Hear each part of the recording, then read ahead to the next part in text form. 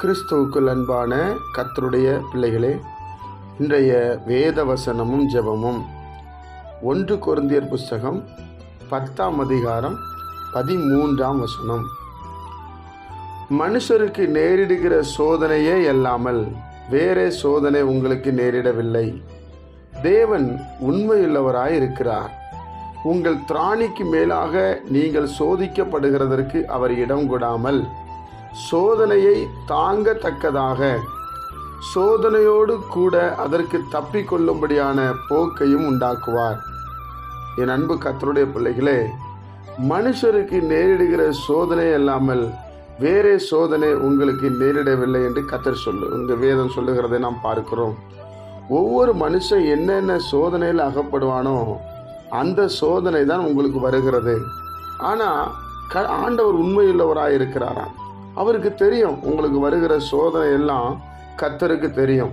அதனால் உங்கள் திராணிக்கு மேலாக, அதாவது நமக்கு எவ்வளவு தாங்க முடியுமோ அவ்வளவுதான் சோதனையை அனுமதிப்பாராம். அப்படி அனுமதித்து அது மாத்திரமல்ல, அந்த சோதனையை தாங்கத்தக்கதான சோதனையிலேருந்து எப்படி தப்பித்து கொள்ளணும் என்கிற வழியை நமக்கு என்ன பண்ணுவாராம், உண்டாக்குவாராம். அப்போ நீங்கள் யோசிச்சு பாருங்கள், கடன் பிரச்சனையாக இருக்கலாம், வியாதியாக இருக்கலாம், எல்லாத்துக்கும் முடிவு இருக்கிறது.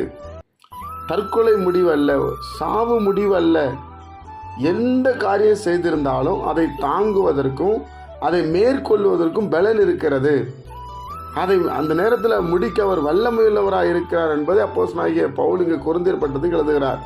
நீங்கள் பயப்படாதீங்க, கட்டாயம் அவர் இதிலிருந்து உங்களை வெளியே கொண்டு வருவார்.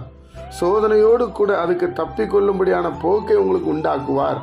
அந்த போக்குக்காக நீங்கள் அவரிடத்துல போங்க, அவரிடத்துல காரியங்களை சொல்லுங்கள்.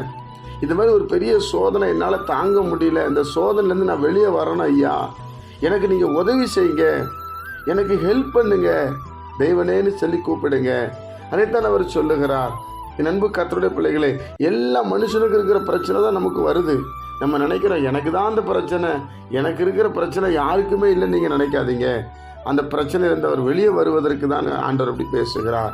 என் அன்பு கர்த்தருடைய பிள்ளைகளே, அப்போது அதுக்கு திராணிக்கு மேலே அவர் சோதிக்கப்பட விட மாட்டார். ஏன்னா அவருக்கு தெரியும், இவ்வளோதான் திராணி, இவ்வளோதான் இந்த மகனால் தாங்க முடியும், இந்த மகனால் தாங்க முடியும்.